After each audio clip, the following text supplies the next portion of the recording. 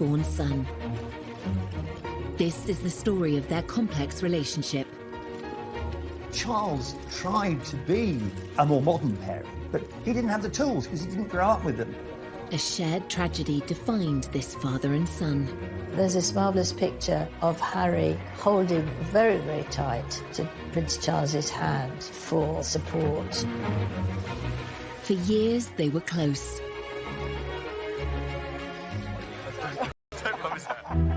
Until a shocking interview exposed the cracks in their relationship. Trapped within the system, like the rest of my family are. These are seismic statements to make. Charles Hugh felt very exposed by his son. Tonight, royal insiders explain how this relationship fell apart. He said it was the most terrible thing to make William and I walk behind our mother's coffin. It should not have been allowed. The damage is done. The relationship that I knew can never be like that again. Prince Philip's funeral was an opportunity for reconciliation, but what really happened? I think you could see clearly at the funeral how emotional Prince Charles was. Part of that was the problems with his relationship with Harry. And what lasting effect will this royal rift have on the House of Windsor? Of course, Harry wants to protect his wife, but is it at the expense of bringing down his own family? Tonight we ask, will Charles and Harry ever repair their damaged relationship? There's no doubt the gulf between Charles and Harry has widened considerably. It will be very difficult to bridge that divide in future. I can't see how they can do it.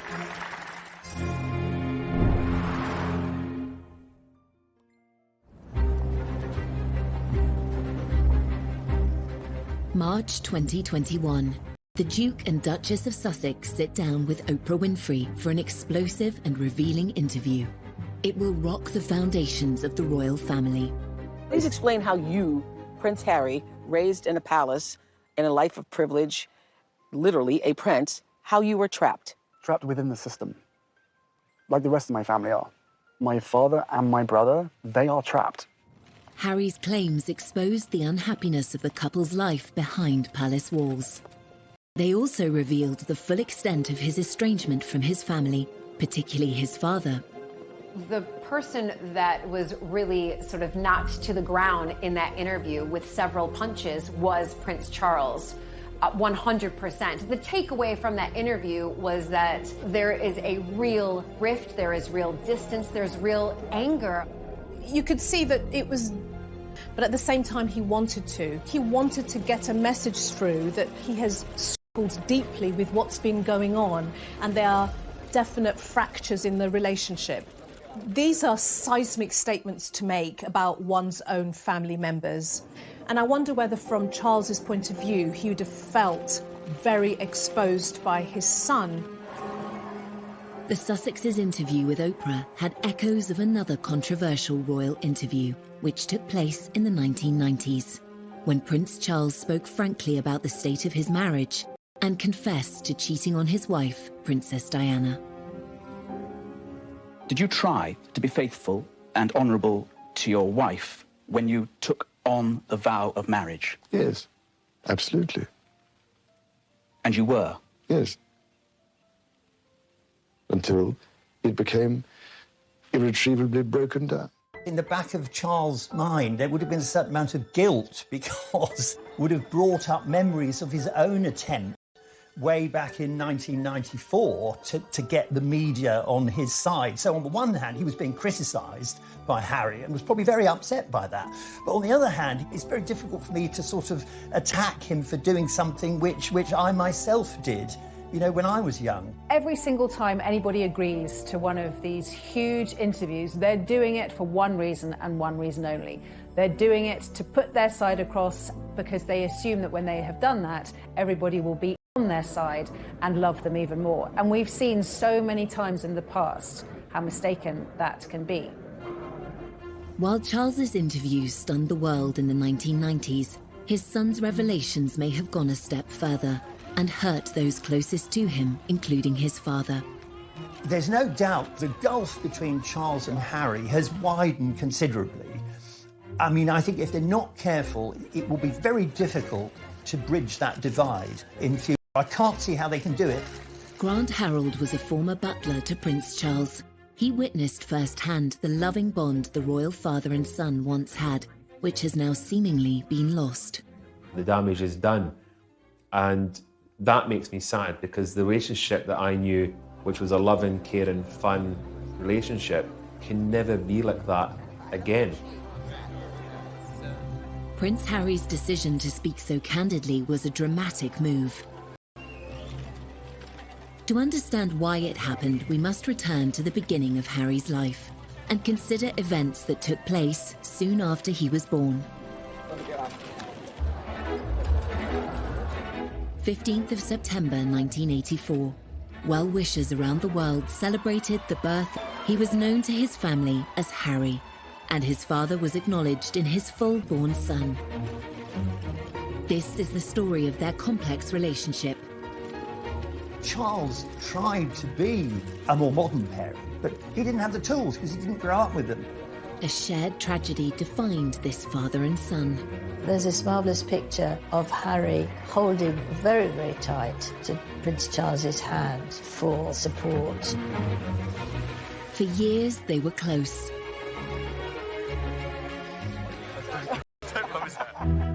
Until a shocking interview exposed the cracks in their relationship. Trapped within the system, like the rest of my family are. These are seismic statements to make. Charles Hughes felt very exposed by his son. Tonight, royal insiders explain how this relationship fell apart. He said it was the most terrible thing to make William and I walk behind our mother's coffin. It should not have been allowed. The damage is done. The relationship that I knew can never be like that again. Prince Philip's funeral was an opportunity for reconciliation, but what really happened? I think you could see clearly at the funeral how emotional Prince Charles was. Part of that was the problems with his relationship with Harry. And what lasting effect will this royal rift have on the House of Windsor?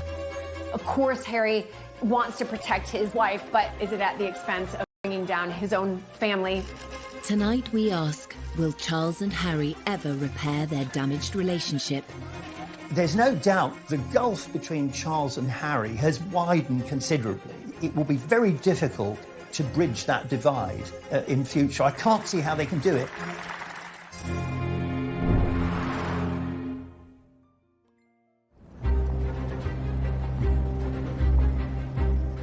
March 2021. The Duke and Duchess of Sussex sit down with Oprah Winfrey for an explosive and revealing interview. It will rock the foundations of the royal family. Please explain how you, Prince Harry, raised in a palace, in a life of privilege, literally a prince, how you were trapped. Trapped within the system, like the rest of my family are. My father and my brother, they are trapped. Harry's claims exposed the unhappiness of the couple's life behind palace walls. They also revealed the full extent of his estrangement from his family, particularly his father. The person that was really sort of knocked to the ground in that interview with several punches was Prince Charles.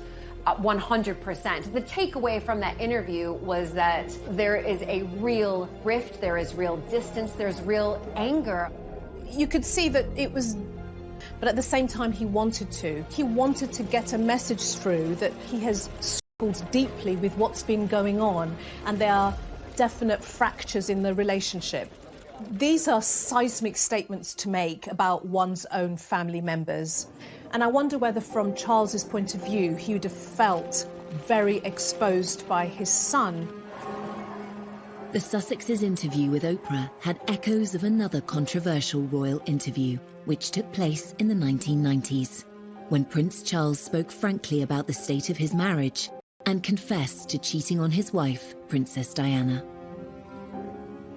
Did you try to be faithful and honourable to your wife when you took on the vow of marriage? Yes, absolutely.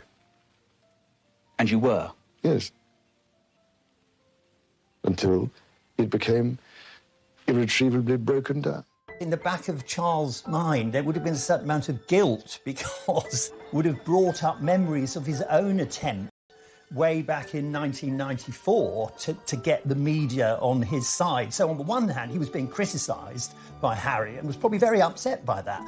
But on the other hand, it's very difficult for me to sort of attack him for doing something which I myself did, you know, when I was young. Every single time anybody agrees to one of these huge interviews, they're doing it for one reason and one reason only.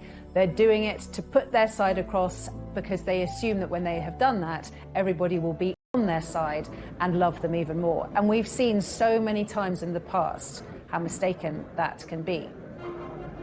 While Charles's interviews stunned the world in the 1990s, his son's revelations may have gone a step further and hurt those closest to him, including his father. There's no doubt the gulf between Charles and Harry has widened considerably. I mean, I think if they're not careful, it will be very difficult to bridge that divide in future. I can't see how they can do it. Grant Harold was a former butler to Prince Charles. He witnessed firsthand the loving bond the royal father and son once had, which has now seemingly been lost. The damage is done, and that makes me sad because the relationship that I knew, which was a loving, caring, fun relationship, can never be like that again. Prince Harry's decision to speak so candidly was a dramatic move. To understand why it happened, we must return to the beginning of Harry's life and consider events that took place soon after he was born. 15th of September 1984. Well-wishers around the world celebrated the birth. He was known to his family as Harry, and his father was acknowledged in his full given name, Henry Charles Albert David Windsor. I remember at the christening, they were both looking incredibly happy. William was a tearaway, he was running around like mad, but Harry was quiet and peaceful. In public, Charles and Diana were delighted by Harry's arrival, but in private, they're said to have clashed over how to raise their sons. Diana wanted them to experience the real world with a degree of freedom, a concept that Charles may have struggled with.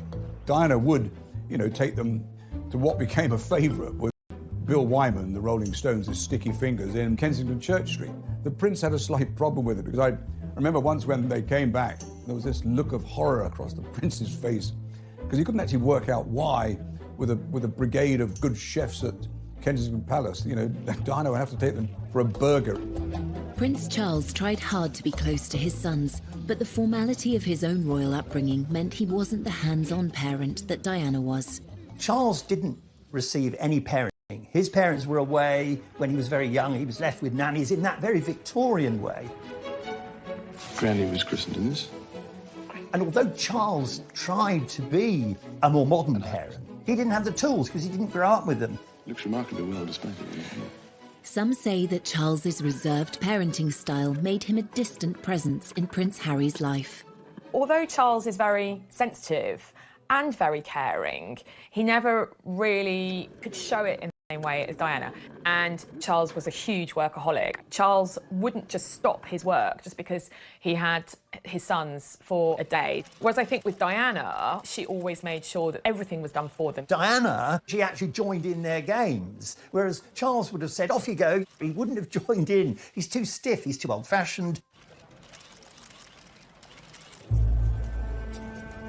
Charles and Harry's relationship was already strained, but then the family suffered the ultimate tragedy, and decisions would be made that would affect their father and son bond forever.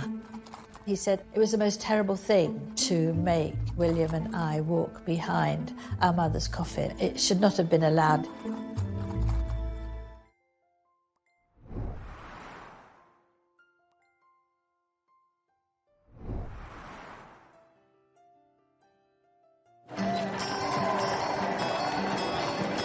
When Harry was born, he and his brother William grew up initially in a happy family unit. But there were growing signs of tension between their parents. Diana said that during her pregnancy, but that it all went wrong after Harry was born. If these marital struggles created a distance between Charles and his young son, things were about to get worse. It is announced from Buckingham Palace that, with regret, The Prince and Princess of Wales have decided to separate. This decision has been reached amicably, and they will both continue to participate fully in the upbringing of their children. In 1992, Harry's parents went through a very public breakup. The 8-year-old now struggled as he was bounced between Charles's Highgrove estate and Diana's Kensington Palace apartment. What a child wants is stability, structure, and love from their parents. And that kind of constancy gives children a sense of safety. If they're going between two separate households, that can feel very destabilising for a young child. So suddenly Prince Harry was shuttling between the more relaxed, much more familiar household of Princess Diana and then the more dutiful, strict, timetabled household of Prince Charles. There was this sort of natural gravitation towards Diana, simply because Diana was the provider of the fun things that boys at that age actually wanted. Charles, interesting enough, acknowledged that William and Harry were both happier and engaged when in the company of their mother. And in that respect, one has to applaud the Prince of Wales, because he could see that his children were happier in those early days with their mother rather than him. Harry was caught between the world of royal formality set out by his father and the more carefree mindset of his beloved mother.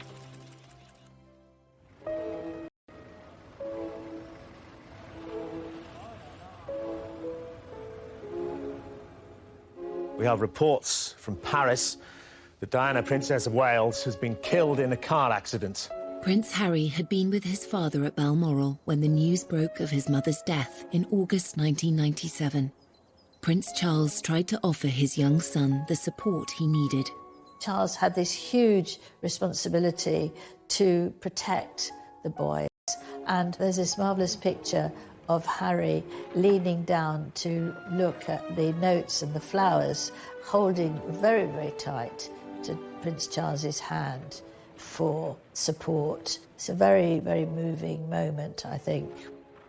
In the immediate aftermath of Princess Diana's death, Prince Charles was very protective of his sons. He was determined that William and Harry would be shielded from speculation, from the press, from intrusion, and from people looking at their grief. At the funeral, however, it was a different story on the world. The private mourning of Diana's sons was on full public display. Princess Diana's funeral was one of the, and I say this as someone who was there, it was one of the most extraordinary things, I think, in the last century.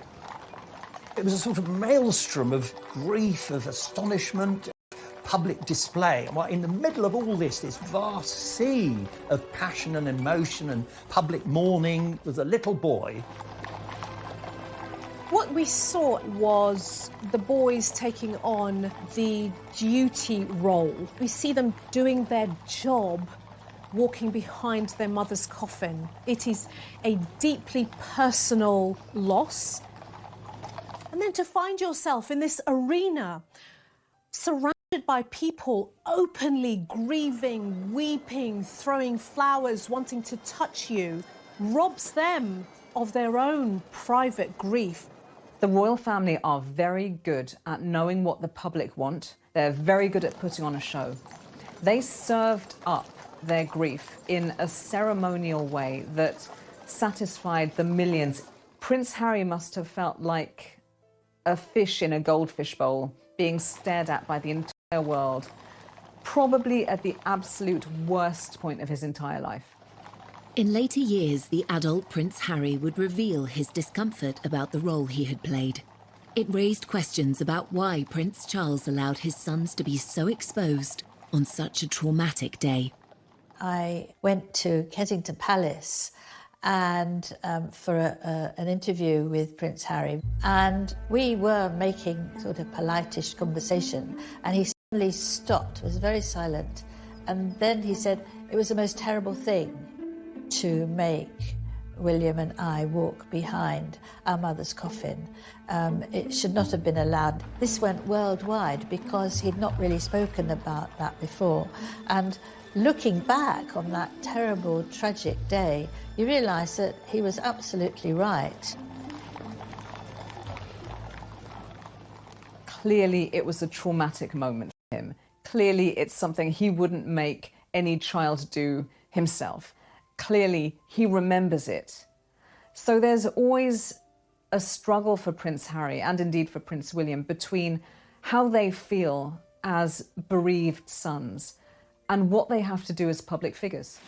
In the years following Diana's death, Charles tried hard to fill the void she left by embracing life as a single parent. Prince Harry's energy and enthusiasm delighted the press and his father, though a request for a closer look at those brightly coloured mini skis. Thing straight after Princess Diana's death is the behavior and the actions of Prince Charles. He stepped up his parenting game, his parenting skills. He became a very much full-on and hands-on father for those boys. Prince Charles arranged for the Spice Girls to meet Harry, and for a 12-year-old this was beyond exciting, and they were very nice to him. They cuddled him, they had lots of pictures, and he said to his dad afterwards that it's, you know, one of the best days of my life meeting them. So he did try, although it might seem to be a bit square, the Spice Girls at the time were all the thing, and he did try and do something that would please Harry and give him a few moments of happiness. Charles made enormous efforts to do a lot more for the boys, to spend more time with them, to go to various events with them, and that was all to the good. I think that worked very well. Following the breakdown of his marriage to Diana, Charles's standing with the public had been at an all-time low. Just a few years later, he was becoming a hit with the world's media. Charles was under so much pressure. He'd been criticised so much through the disintegration of his marriage to Diana. He was very self-consciously promoting this idea of him as being close to the two boys. This was really to try and overturn the earlier image of him as cold and aloof, while Diana was warm and fun.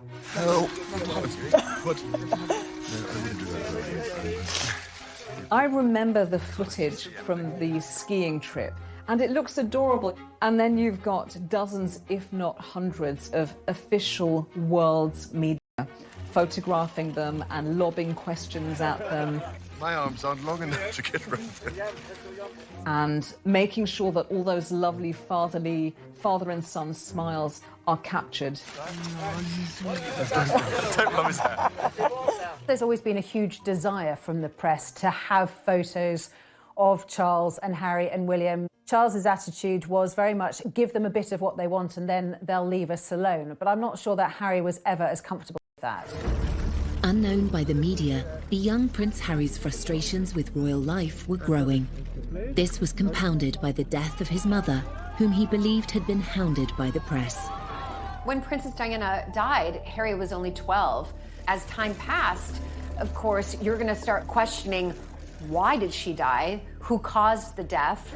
And we can see that from Harry, that he does absolutely blame the press. And it's something that has really, fast forward a few years later, that's when we really start to see Harry, in a sense, acting out, but who can blame him? As Harry grew from a vulnerable young prince mourning his mother into a rebellious teenager, stories of his nighttime escapades became regular front-page news. Harry's teens, by his own admission, were a very troubled time for him. Smoking and drinking too much, getting into trouble at school, cries for attention. It was one thing after another. They still are me and I still read them. Why, I do not know, but I have to read them just for peace of mind, just to know what they've written and to see who wrote it and see who took the photographs, you know, write that down for later. When I was there, it was very much the days of when Harry was kind of called the kind of party prince. I remember on occasions, like on a Sunday morning, there'd be whatever Harry'd been up to the night before would be in the press. And then, obviously, I'd see him and I'd say to him, well, you had a good night then, kind of thing. And I'd have a laugh. And luckily, he would have a chuckle and he would go, maybe, you know, kind of thing. In 2002, newspapers revealed Harry had been caught smoking drugs and drinking underage in pubs near his father's home, Highgrove in Gloucestershire. For Charles, this was one misdemeanour too many. He sent his son for a day's visit to a drug rehabilitation centre. The palace viewed this with alarm. I mean, I think they always do, because anything that's out of control inevitably is damaging, especially for Charles. because it reflected badly on him as a parent. Prince Charles has got a lot of support today, not least because this is a situation that thousands of parents in Britain have faced. He insisted Harry should visit a drug rehabilitation centre. I think the idea was that it would give him a shock. He would go there and see, you know, what it was like if you allowed drugs to sort of take over your life. I suspect Prince Charles did that because in the eyes of the public, that's what the public wanted to see or felt that he should do. But at the end of the day, you know, there's a lot of, rebellious children who in normal families will do a little bit of underage drinking. So I think it's what do we need to show the public that we're doing in order to sort of hone in this behavior. Did this attempt at intervention by Prince Charles offer his son the support he really needed? I wonder whether, if that's the case, Harry would have felt, you know, shortchanged. You know, what I really need, Dad, is a lot of love, attention, structure. I need more face-to-face time with you because I'm struggling. This is a cry for help. I need you as my parent to step in and help me. So there might have been some tension around what was happening at this point in time. This would not be the last time Prince Charles would need to step in and make a critical decision in his son. Of Charles, the father, doing something that Harry, the son, didn't like.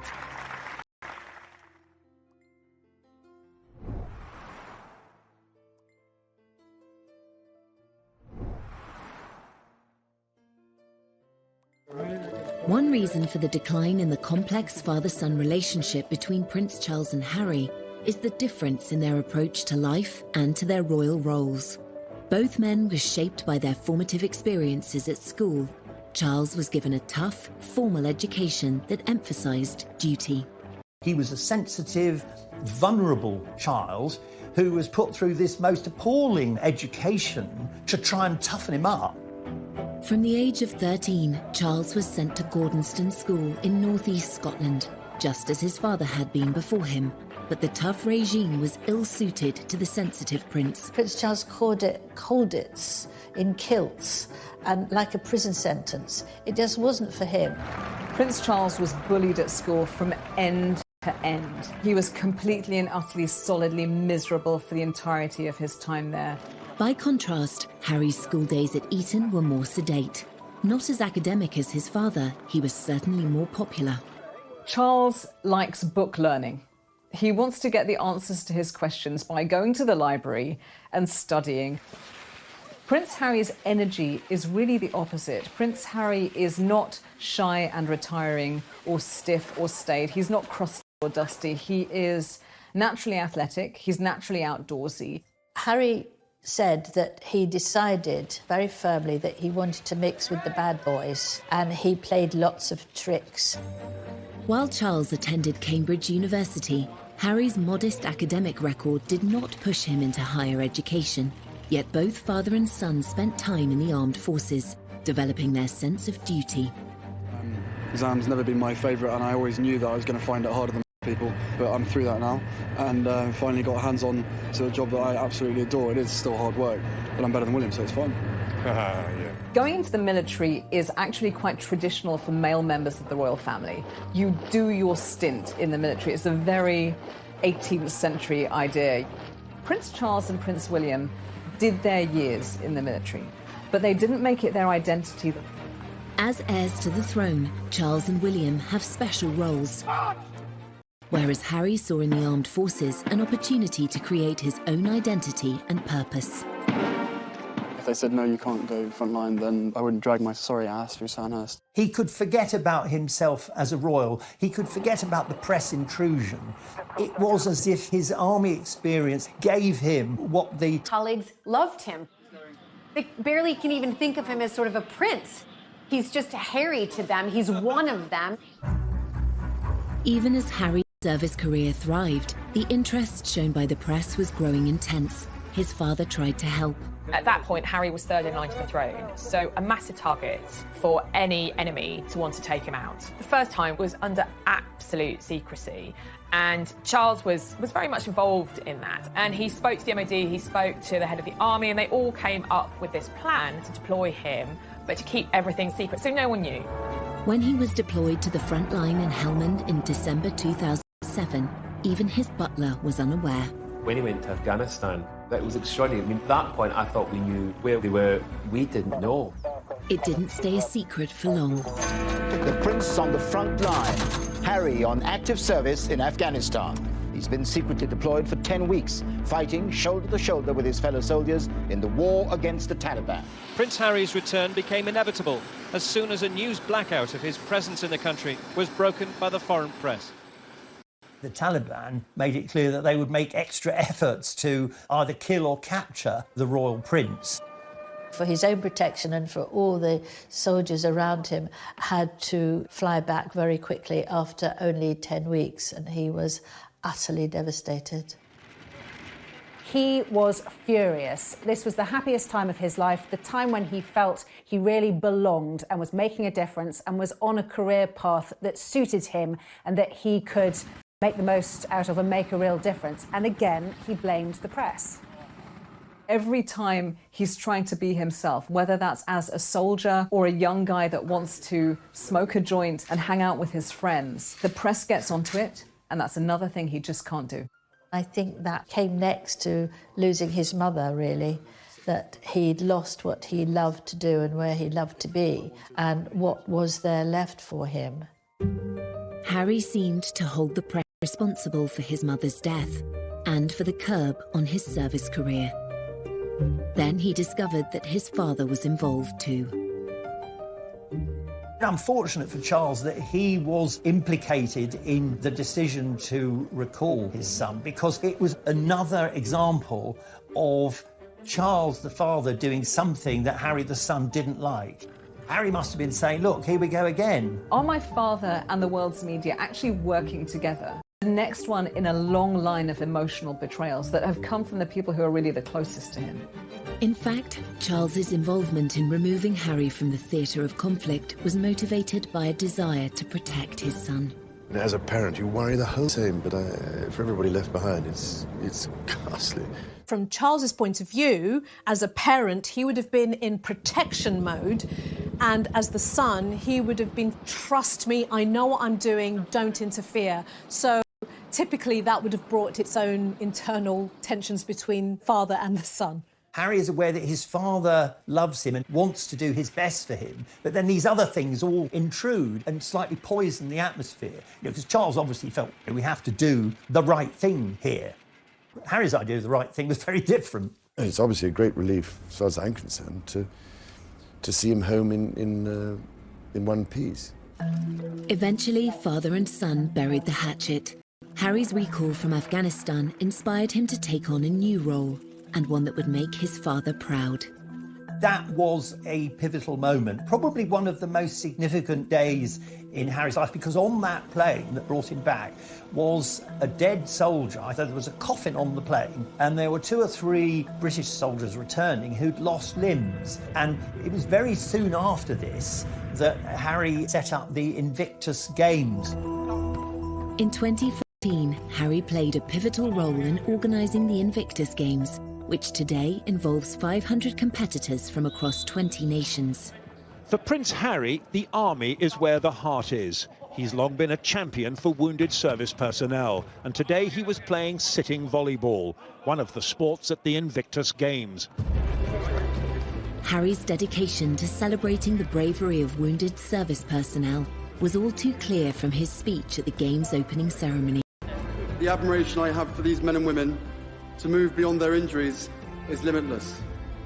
Your stories move, inspire, and humble us. You prove that anything is possible if you have the will. Welcome to the Games. Welcome to Invictus.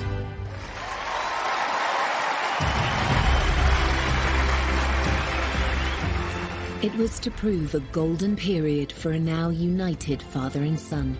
Charles was very, very proud of Harry. What parent wouldn't be proud of their child coming through and blossoming and showing real confidence, real purpose, creating something that embraces a huge community? That is a huge step forward. I think it was also a way for him to bring his parents together. So from my father, I've got a sense of duty, a sense of continuity, a sense of my responsibility as a royal. I'm not going to be the rebel anymore. And then from his mother, he has the human rights aspect, the international aspect, the charity aspect, and those two things fused together really powerfully, and they're still fused together. Much in conflicts, Harry realised that this spoke to him in a special way. There have been many low points in the relationship between Charles and Harry. The high point, the bit that they will both always remember as a point in time where they came very close, that would be the success of the Invictus Games. I mean, it was almost like, you know, father and son finally found something that would lock them together. With his father's blessing, Harry helped turn the Invictus Games into an international success story, giving a powerful voice to thousands of injured servicemen and women around the world. Harry was now making a positive contribution to the royal family and to wider society. Father and son were now more aligned than ever before, and Harry was soon invited to take on further public duties. Prince Harry was a different type of royal. He was a royal just like his mother, very hands-on. Prince Harry has never wanted to just do the service and the duty that a royal member, you know, must do by simply arriving at an event, giving a speech, waving, and leaving. He wanted to take on more active roles, being very, very hands-on, dancing, hugging. You can't sit there with a stiff upper lip with your crossed arms and not get involved. We knew from the start that these countries were going to be fantastic fun. I've never taken myself too seriously. There's a real contrast between Prince Charles and Prince Harry when they do their royal tours. Wherever they are in the world, Prince Charles does it blatantly as duty. So he's there, and wherever he is, even if it's like 100 degrees outside, he's wearing a very closed suit that's completely buttoned up. And he smiles, nods and waves, and he's jovial, but he's still a little bit stiff. Well, you would be, wouldn't you? You would be washed by all you lot. Prince Harry on international royal tours is clearly having a really good time. We see Harry as much more at ease in his own skin. He had a good template in how he saw his mother behave, and where, you know, he's hanging out with Usain Bolt and he's meeting people and he feels good about himself. This was Golden Harry, the bloke that everyone wanted to go and have a drink with, the bloke that all girls wanted to go and have a flirt with. He was that kind of the action Jackson superhero that had served his country and kind of could do no wrong. Charles and Harry were very close, probably as close as they've ever been. There's a famous Oscar Wilde quote which says about children and their parents. It says, first we love our parents, then we judge them, sometimes we forgive them. For 3 decades, they were moving on and putting the past behind them, as this illuminating interview with Prince Charles from 2018 suggests. Your children always surprise you, really, because you think they pull your leg all the time and appear not to pay any attention at all. In fact, you then later discover perhaps they... Good Lord, don't tell me you actually listened, or... The relationship between Harry and Charles has suffered since 2018. So, from a wedding to a breakup, how did Harry's marriage to actress Meghan Markle lead to father and son going their separate ways? Charles admired the fact that Harry was trying to protect Meghan, but I think he was very worried that it would have unintended consequences, which of course it did. I remember getting this email on my phone and my jaw dropped.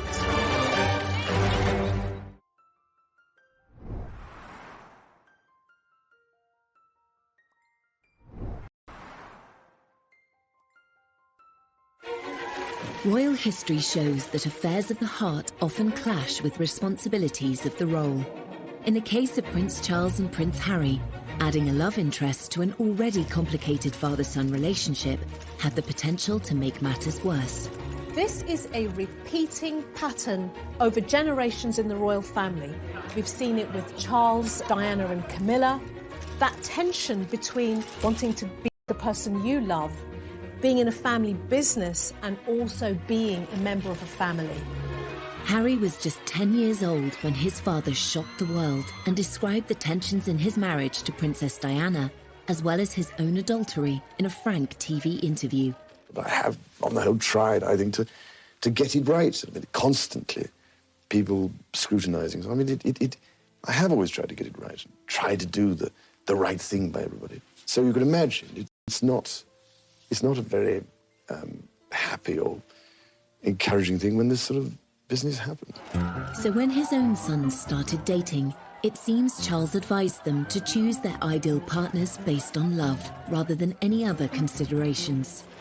Prince Charles believed that, unlike what happened to him, where he was almost forced into a marriage and the wife had to be a virgin, he was determined that Prince Harry and Prince William could find someone who they loved and who they wanted to marry. Harry had 2 big previous relationships before Meghan, so Chelsea Davy and, of course, Cressida Bonas.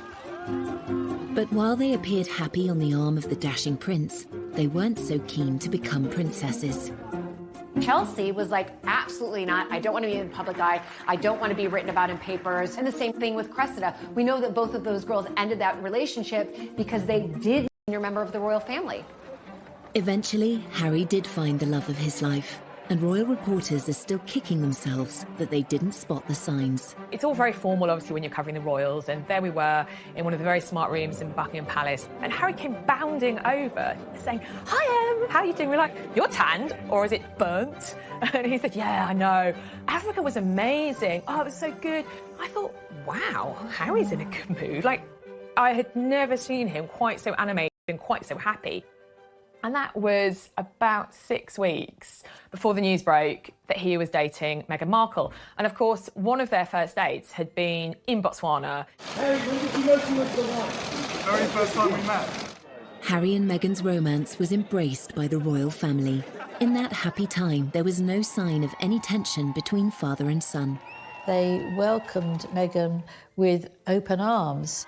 Prince Charles admired the fact she was self-made. Charles, he's slightly obsessed with the idea that somehow you've got to retain the magic of the royal family, but you've got to modernise. And what better way than to welcome a woman who's not only divorced, but American and of mixed race. And I remember the Queen invited both Meghan and Harry to Sandringham, which is a huge thing because couples, unless you were married, you just didn't get invited. They liked her very much, but of course, it didn't take the press long to start writing things about Meghan, to do the sort of things that would make Meghan worry, but also the royal family worry. Newspapers were soon filled with opinion on whether Meghan was a good fit for the royal family. Whilst initially there was a huge amount of admiration and hero worship when Meghan first came on the scene, there were some media outlets that ran some really disgraceful articles with headlines about straight out of Compton or exotic DNA, very old-fashioned opinions, borderline racist opinions. And the trouble is that one article like that is one too many. Meghan, we've discovered, has a very, very thin skin. But we have to remember that Kate did. They used to call her Weighty Katie. She had a terrible time. And Camilla had a dreadful time in people accusing her of causing Diana's death. I know Camilla spoke to her and they had lunch together, tried to help her get used to things and give perhaps some of her own experiences so that she wouldn't feel that she was being targeted. The royal family may have been reassuring Meghan behind the scenes, but it's their standard practice not to complain in public about press treatment. By apparently not speaking up for Meghan, Charles seemed to find himself taking a very different path to Harry. Statements, these underlying racial tones need to stop. I remember getting this on my phone and my jaw dropped, actually, because press statements, remember the royal family, are normally really bland and really boring. I mean, this was Harry. Anger. The anger was leaping off the page with his words and the tone. This was an unprecedented move, really just instructing the press to back off and leave Meghan alone. Charles admired the fact that Harry was trying to protect Meghan, but I think he was very worried that it would have unintended consequences, which of course it did. Handling the press is like handling gelignite. You know, it's almost impossible to do it safely. Despite Harry's insistence on tackling the press, his relationship with his father appeared stronger than ever. He felt able to ask Charles to play a significant role at his wedding. Meghan's father infamously didn't come to the UK for her wedding because he said he had heart problems and he was in hospital. There was the question of who would walk down the aisle. Prince Harry asked his father, what could be better than having the heir to the British throne walk your beautiful bride down the aisle?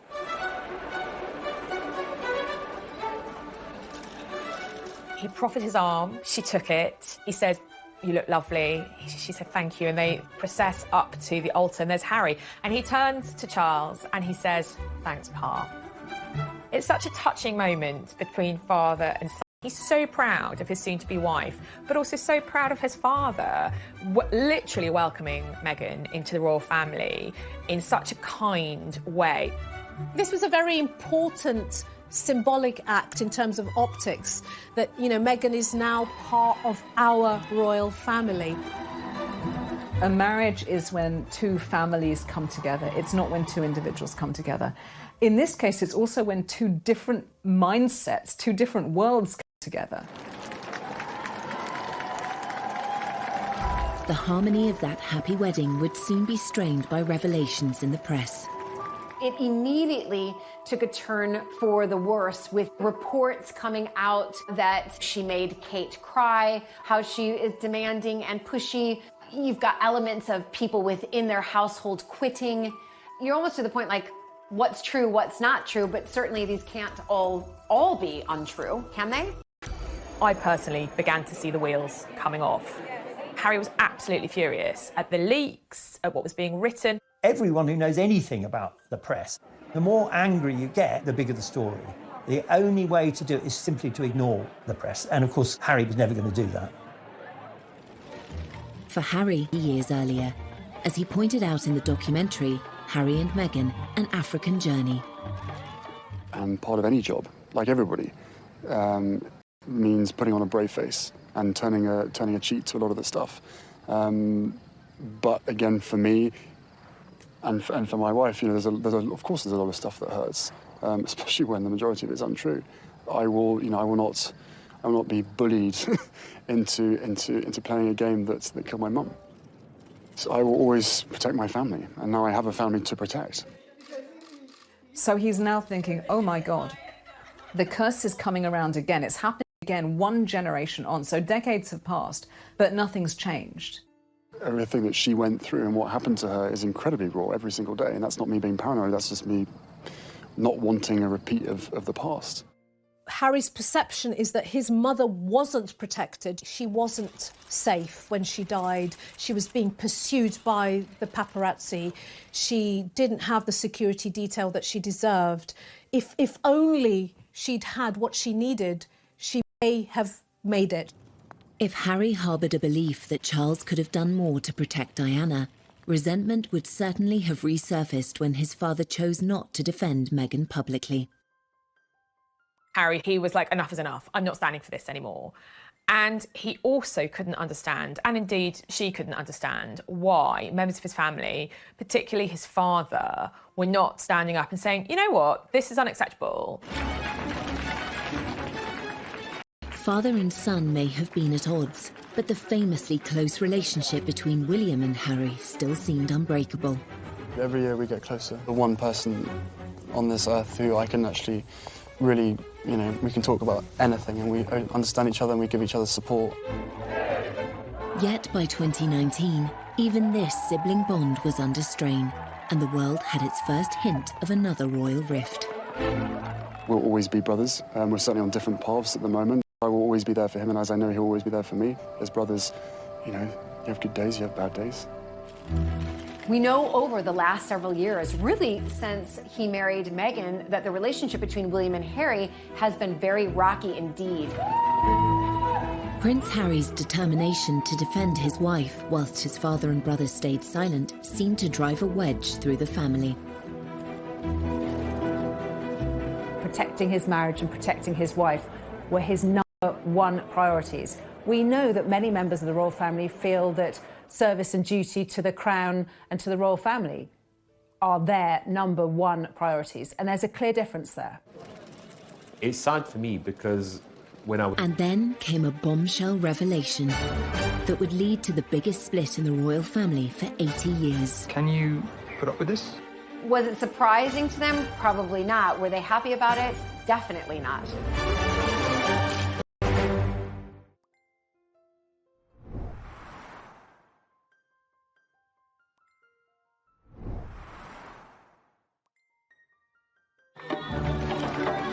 In September 2019, Harry and Meghan were on a 10-day tour of Africa, where they appeared to be embracing their royal roles. The messaging was positive, and I think from Charles's point of view, in terms of the brand royal family, they did a phenomenally good job. I am here with you as a mother, as a wife, as a woman of color, and as your sister. Behind the scenes, Meghan was struggling to cope with the burden of royal life. During the filming of an ITV documentary about the trip, she made a momentous decision to speak out. The interview with Tom Bradby was a surprise to everybody, but obviously to the royal family in particular. Perhaps you could just give us an idea of what the last year has been like. It's hard. Thank you for asking, because not many people have asked if I'm okay. But it's a very real thing to be going through behind the scenes. And the answer is, would it be fair to say not really okay, since it's really been a struggle? Yes. That interview was pivotal, and certainly with hindsight, you can see that something changed at that minute. That would have been a dig at the royal family. And I think that was definitely eye-opening to everybody around the world, saying, okay, something's going on here with the royal family. I think it was clear from that interview on that alarm bells were starting to ring for Prince Charles about what path Harry and Meghan were going down and where it was going to end. Finally, the tensions between Harry and Charles reached breaking point. 3 months after Harry and Meghan returned from their tour, it was announced that they would step down as senior members of the royal family. In the run-up to Harry and Meghan leaving royal duties and then leaving the country, there were frantic conversations. I think Charles was desperate for his son not to do anything rash. I think Harry felt, oh, here again, my father's trying to stop me being free. Within the royal family. It's a huge monarchy. You can't just say, right, you can go tomorrow. There's lots of complications to senior royals leaving. And the Queen and Prince Charles were working out how to do this. Harry then published an announcement on his Instagram page, sparking a worldwide media frenzy. We had Harry announcing, that he wanted to step back, the Queen responding. The Queen shouldn't be responding, it should really be the other way around. Pretty much at every stage, they seemed to jump the gun. They seemed to do things out of order, to not follow proper etiquette. I think ultimately that's how the relationship between Harry and Charles broke down. It is one of the biggest constitutional crises to hit the family, because this suddenly saw a massive breakdown in communication between senior members of the family. It was clear there was something seriously wrong. I think Charles was pretty devastated by the departure for a number of reasons. He'd lost a son, he'd been unable to protect that young couple and keep them within the fold and keep them working for the royal family. Prince Charles had committed himself to a life of royal service, but his son was stepping away from his. Inevitably, this created a further divide between them. The motto is almost duty first and all the other stuff follows. Now, when you now live in a world where you start to put your own needs and wants ahead of duty, this is where the tensions arise, because the rest of the family is saying, well, this is a business. Charles knew over the years how unpopular it's been to have the royal family too big, too costly, too many members who nobody's ever heard of. So he wanted to slimline the royal family. So it was no surprise when his son wanted not only to be not a working royal anymore, but to be half in, half out. That was never going to wash. It seems yet again that Harry didn't receive the support he'd hoped for. You've got here the tension between being a parent and also the child's boss. And here's where the boundaries get very blurry and very messy. His withdrawal from royal duty was never going to be easy, but the sacrifice Harry had to make was far greater than he imagined. He has lost his royal titles. He's lost security privileges. He's lost a lot of money and patronage. He lost all of his military appointments, which he worked for 10 years to build up. When Harry first spoke out about the decision, he expressed his disappointment that his family were unable to compromise. It brings me great sadness that it has come to this. Our hope was to continue serving the Queen, the Commonwealth. That wasn't possible. I think he'd have found it upsetting because he doesn't just do them because it's duty, it's because he's passionate. He loves these things. For Charles, as with the Queen, the monarchy always comes first. Harry seemed to struggle with this idea. Charles will have known that that was going to damage their relationship, and he will have put what he saw as the greater good of the monarchy and the royal family above his personal relationship with his son. Once again, Charles's silence was deafening. But there was a high price to pay. The rift between father and son was growing, and soon the whole world would know about it. Prince Charles loves Harry, but there comes a time when you have to say enough is enough, and that was it.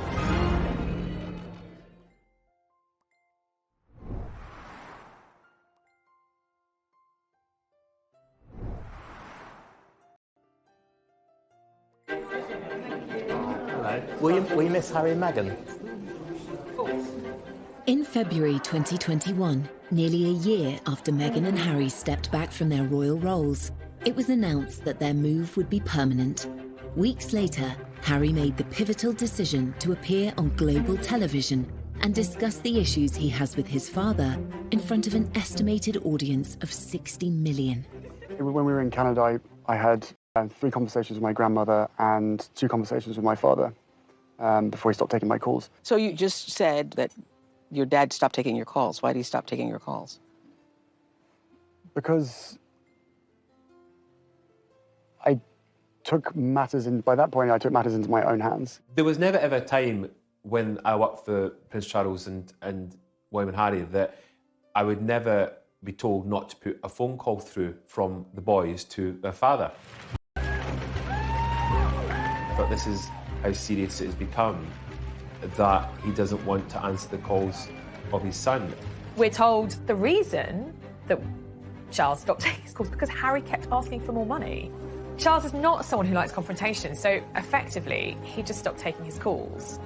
Charles doesn't have a mobile phone, so it is just literally phoning the switchboard and asking to be put through to wherever he is. Prince Charles loves Harry, but there comes a time when you have to say enough is enough, and that was it. And they got back talking on the phone a short while afterwards. Harry also disclosed that Charles had put an end to the private funding he was providing for his son. My family literally cut me off financially, and I had to afford security for us. I suspect it was that bit of the interview which upset Charles the most, that he felt very let down. Before Harry stopped being a working royal, he would have only got about 5% of his income from the sovereign grant. The other 95% would have been from his father's personal wealth and from the Duchy of Cornwall.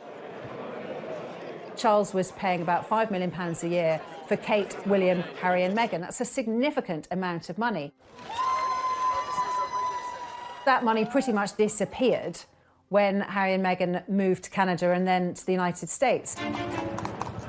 And that's where the problem arises. Harry slightly feels that not giving him the money he wants is not giving him the love he wants. Harry, he's got 30 million, most of it from his mother, but also a considerable amount from Elizabeth, the Queen Mother. So he's not exactly what you would call poor. One issue raised in the interview seemed more sensitive for Harry than any other. On the security element, I never thought that I would have my security removed because I was born into this position and I inherited the risk. So that was a shock to me. Going back to Diana's death, paying for security will be something that Harry feels passionately about, that they need that security, that without that security their lives are in danger. So you can see how this issue is one of great emotion for Harry. Harry's frustration with his father was clear. Could Charles be doing more for his son? They have stepped down. So I think that to justify, again, Prince Charles paying for that security is difficult. Had they stayed in this country as working members, working senior members of the royal family, we'd be in a completely different situation right now. As father-son rifts go, royal status adds unique complications. The public nature of this feud only makes matters worse. But even after Harry's shocking claims, Prince Charles again remained silent. Harry knows very well that the Queen, his grandmother, aged nearly 95, and his father, who has followed in her footsteps, believe in the motto, never complain, never explain. So he would know absolutely that they couldn't come back and say what the truth was, or give even their side of the truth.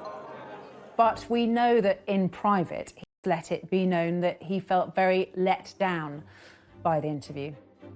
After the interview, Gayle King, who has become a close friend of Harry and Meghan's, she said on her morning show that Harry had spoken to his father and his brother after the interview, but talks have been unproductive, which I think only really added fuel to the fire. William and Charles thought, whatever. The claims that Harry made about his father could have a serious effect on the monarchy, which Charles has worked so hard to protect. It can be damaging. That's the reality. That interview overnight could have changed the public opinion of the family.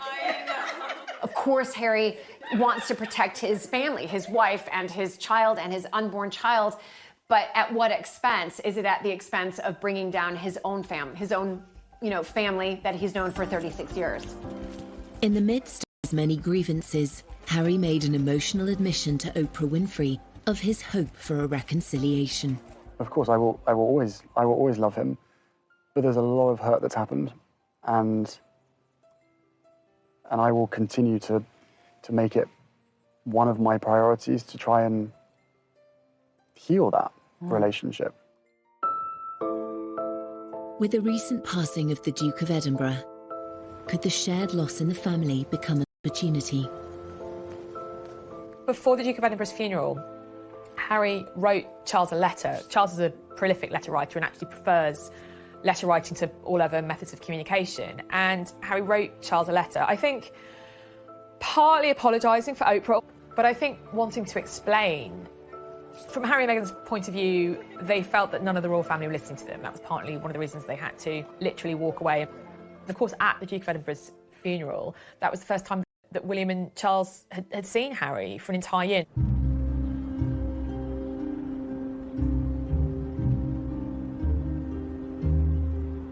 I think you could see clearly at the funeral how emotional Prince Charles was. He seemed to be more willing to show that side of himself, that raw emotion.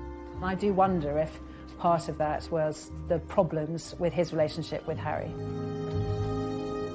The Prince of Wales, I think he's anxious, like any father, to put right what is wrong. He is a very caring person. I witnessed that firsthand when I was working with Diana. Whatever protocols he abides by, which he does, of course, he will have an undying desire to make sure that his children are safe and happy. Charles's last-minute decision to break with protocol and have his family leave the chapel walking side by side rather than being driven seemed to be a positive step in rebuilding bridges. I think that this was probably done to try to force some conversation and perhaps repair some of those relationships that we know are not thriving at the moment. We're told Harry and William haven't spoken back up to Windsor Castle and then the feed cut. And we're told that Charles also spoke to Harry, his younger brother, and to William when they were in the quadrangle of Windsor Castle. But I'm told that, yes, the three of them did talk, and it was kind of baby steps to repairing those fractured relationships. Well, it is often said that funerals are moments of reconciliation, and that is a sight, let's be honest, that many people really wanted to see, not least those in the family themselves. Whether that's just a starting point to fix the relationship will, of course, depend on what happens behind closed doors. After all that's happened, can the bond between Harry and Charles ever be repaired? Emotionally, they seem worlds apart, and I think it's going to take a lot of work from both of them to try and find common ground where they can communicate as father and son. But what I saw from Harry was a lot of deep-rooted pain that may go back quite a long way. There is a need, in a way, to reach the point where Harry can forgive Charles for all the turmoil of Harry's early years. And it may be that Harry needs the distance of being in America, not being a royal who works as a royal. He may need that in order to reach the point where he can forgive Charles. Like with any relationship, relationships can be repaired with a lot of hard work and, to be honest, a lot of time. And I think in this case, a lot of time is going to be needed.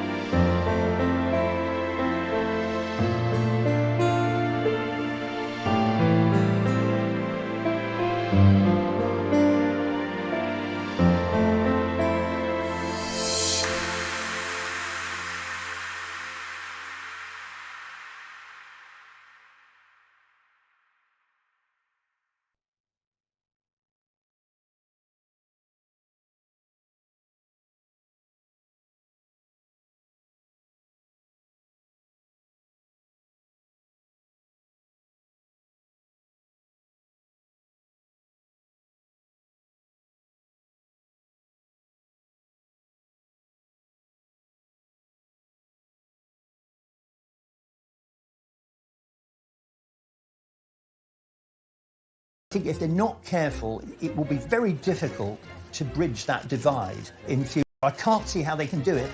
Grant Harold was a former butler to Prince Charles.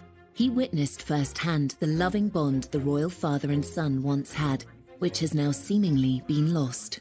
The damage is done, and that makes me sad, because the relationship that I knew, which was a loving, caring, fun relationship, can never be like that again. Prince Harry's decision to speak so candidly was a dramatic move. To understand why it happened, we must return to the beginning of Harry's life and consider events that took place soon after he was born. 15th of September 1984. Well-wishers around the world celebrated the birth. He was known to his family as Harry, and his father was acknowledged in his full